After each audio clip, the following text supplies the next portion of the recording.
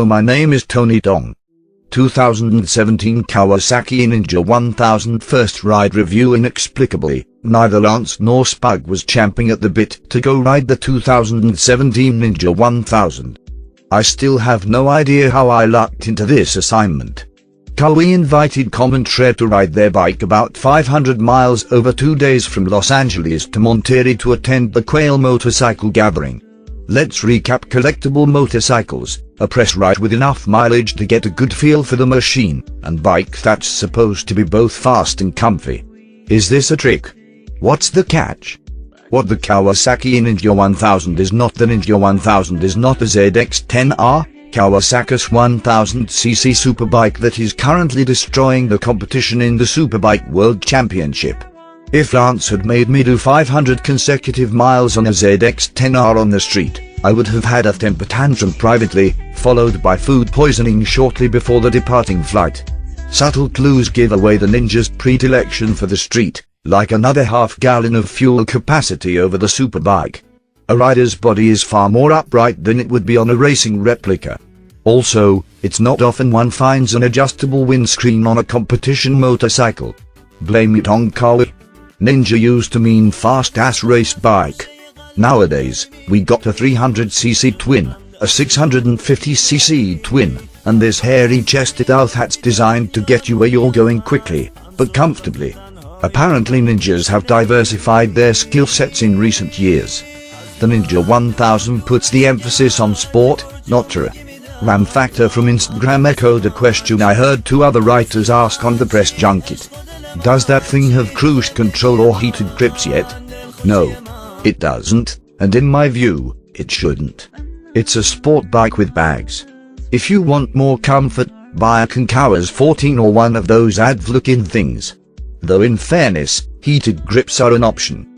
And the Kawi has no cruise control either, which is a sin. But that's another review. I don't expect those amenities on a bike that prioritizes performance. Others like Spurg disagree. Personally, I think the money and weight those items would require preclude them. Who is it for? Lance and I talked about this at length. I think that bikes like this, sport touring bikes, really have 2 types of buyer. The first is the rider who finds the FJR Kawi's traditional sport trip too heavy to be nimble. This rider is generally seeking a lighter bike, and is willing to accept more aggressive ergonomics and give up some wind protection to get it, but the bike better be able to accept luggage. Kawi told me that 54% of their riders buy the bags when the bike is purchased. That number is huge, and it's going to be bigger soon, because the new Ninja's bags are better integrated than ever. Another rider who may consider the sport-biased sportera is the rider who has had enough of the contortions of a sport bike, but is unwilling to sit completely upright on an adventure bike or cruiser. Moving from a true race rep to something like a Ninja 1000 nets a more comfortable ride and a power plant that's less peaky and unforgiving than its racier relative without ending up on a fat load of a bike. In this rider's case, saddlebags are not nearly as important. Understanding who chases these bikes is key to sizing up the competition, because different riders are likely to see different motorcycles as competing products, depending on what features they value. So much of the core's competition is now dead. Up until recently, the Triumph Sprint Street and Honda's VFR 1200 and Interceptor squared off against the Ninja, but they are out of production. The BMW R1200 RS is another sport-centric Saint bike, but it costs more than the Ninja. For that rider who doesn't need a factory bag option, another dog in the fight is the Suzuki GSX-S 1000F. Additionally, depending on what a rider is most interested in, Kawi's own Versys 1000 Lieutenant may get the job done. Kawi told us that the household income of a Ninja 1000 rider is about twice that of the average American riders, and the rider of this bike has a mean of 19.4 years of riding experience. Ninja 1000 riders have been riding for a while and are of the age and income that they can more or less buy what they like, yet they end up on a bike that I feel is a phenomenal value proposition. Perhaps these experienced riders know how to identify bang for the buck. Or maybe people who make a lot of money have good judgment. What's new for 2017? The Ninja 1000 is not a new model. Rather, It's a model that received a number of refinements. The changes make this motorcycle superb. For 2017, the Ninja received LED headlights and an electronics package that is alarmingly refined. This thing now has an inertial measurement unit. The bodywork was updated and the mounting system was improved for the optional hard luggage option, which is so well integrated that the aftermarket is probably a non-starter. There also was a new double bubble windscreen, adjustable clutch lever, wider mirrors, and redesigned seats. The bike got a new instrument panel, gear position indicator, and a shift light. It's not new, but it's sure as hell not the same as last year's bike. Riding the Ninja 1000, Kawasaki's reps were quiet but confident during the media presentation.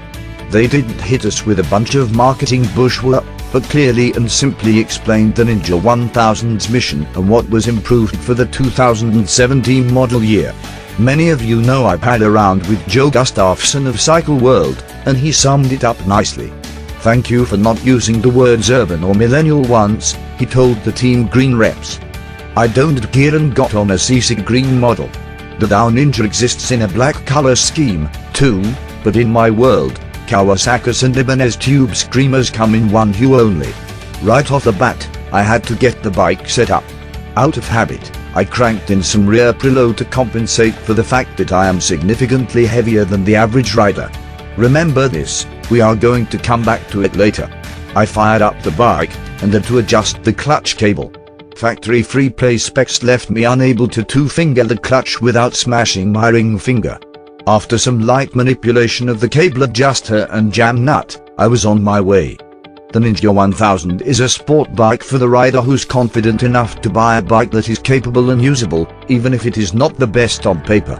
Our first date was going really well. Right off the bat, I was comparing it to a bike I owned last season, a third General Z1000. But Z really required a delicate touch. It was a brute in a suit, good looking, but rough around the edges and often unforgiving with incorrect rider inputs. But it was also fun as all holy hell. The new Ninja. It has more power, but it also packs a full suite of electronics to help harness the ponies and make riders of varying skill levels faster. Kawasaki does not provide power figures here in the United States, but their Euro website lists the bike at 140 horsepower. Incidentally, the Dow is actually 1043 cc, making it one of the rare bikes that has more displacement than it advertises. That is not exactly the same bike Kawi is selling in the United States, but it's got to be dang close. Considering the biggest Ninja is tuned for street-worthy low-end and mid-range power, I'm pretty impressed with that number. The bike has two power modes. Full power, and then a reduced setting that cuts output to 70%. I spent most of my time in full power mode, but less power could be great on poor tires or with precipitation on the ground. And because I'm not the most objective reviewer out there, this bike positively howls higher in the rev range. Incidentally, it's kind of intoxicating. I did a little bit of highway droning to get out of La Proper, and then I found myself surrounded by canyons. Remember my half-assed suspension adjustment? I made the rear too firm. I began hammering that throttle, and the bike fought me a little bit. The rear tire was hopping in some places I didn't expect it to. In spite of this, the Kawasaki was destined to help. It first intervened with KTRC traction control. I was brutalizing the throttle. Think hammer, not scalpel. As I came out of a turn hot, I lifted the front end before I was fully out of the turn. As the front end came up, I cocked the clip-ons, which had gone slack in my hand, and stayed on the throttle, praying that St. Vidicum was sitting on my shoulder. The bike momentarily cut back the power, the front came down a little cocked, and as I got it straightened up, the power flowed back on. The electronics work exactly as intended. I got enough feedback to know I had just hit a limit of something, but not so much that I was afraid or that my ride was interrupted. I repeated similar situations 2 more times and came away very impressed. I also felt Gibbs Mojo, too. That's Kawasaki's intelligent brake system. This system effectively links the engine echo and the ABS computer. Gibbs monitors front brake hydraulic pressure, throttle position, engine revolutions, clutch actuation, and gear position. Remember that new MU for 2017? Tibbs takes lean angle into consideration, too. It then adjusts the hydraulic pressure to the brakes to optimize brake pressure. The whole goal here is to allow the rider to apply brakes in a corner with as much brake as possible, short of standing the bike up and wrecking the line. Tibbs also smooths out the ABS pulses during lockup. You know how the brake lever ordinarily feels super crunchy when ABS is doing its thing. Not the case here. Through one turn, I was coming in hotter than I should have.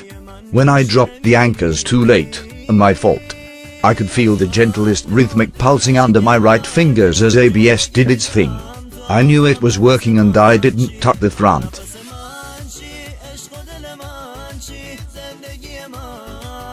The brakes are as strong as you would expect a 140 horse bike to have. Feel was great to me, and they were very progressive. Fronts are 4-pot differential bore calipers bearing down on 300mm petal rotors. For 2017, the rear pad friction material was reformulated, and those pads squeeze a 250mm petal rotor. It's said many times about my Z that it was a bike that would bite you. You couldn't just go ride that bike lazily. You had to be on your game to harness that beast. The new Ninja is totally different. I was able to relax mentally and physically, and the bike helped me ride it faster than I ever could on my Z. Once I softened up that rear suspension a little more, I was pretty happy. Big ups for the remote preload adjuster. So many of the refinements made the ride really nice. The adjustable clutch lever was great. The new windscreen worked great for me, at 6 feet tall, in the lowest position. I only got a chance to test the headlights in a tunnel, but they look sharp. The seat is very wide for a sport-oriented bike. Bag capacity was plenty, 28 liters in each bag for a bike that's not a tourer. The bag system integrates beautifully and they pop on and off very easily.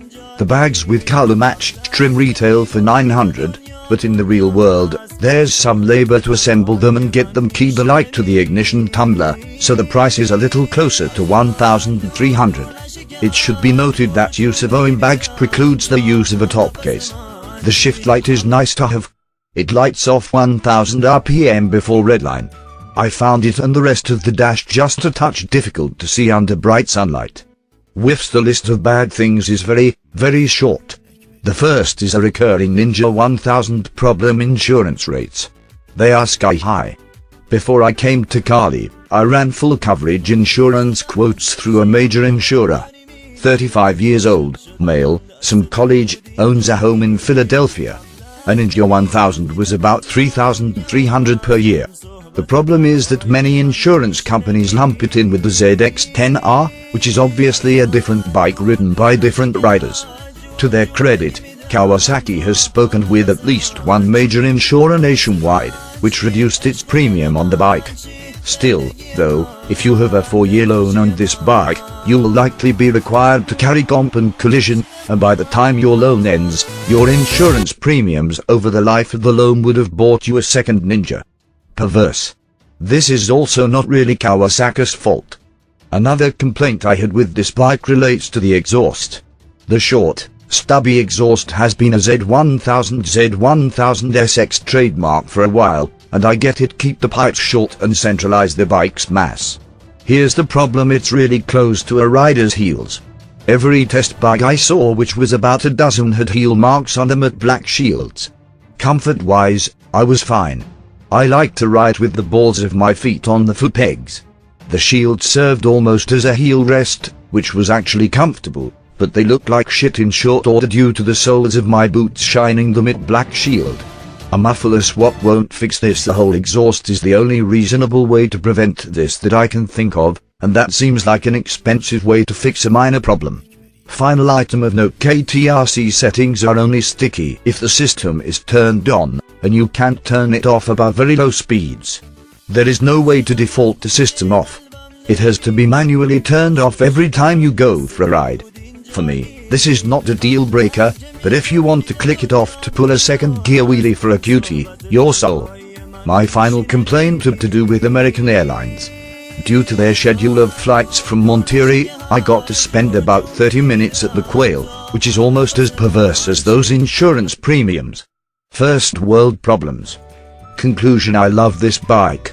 I would absolutely spend my own money on one, because it fits in well with my riding style, long and fast.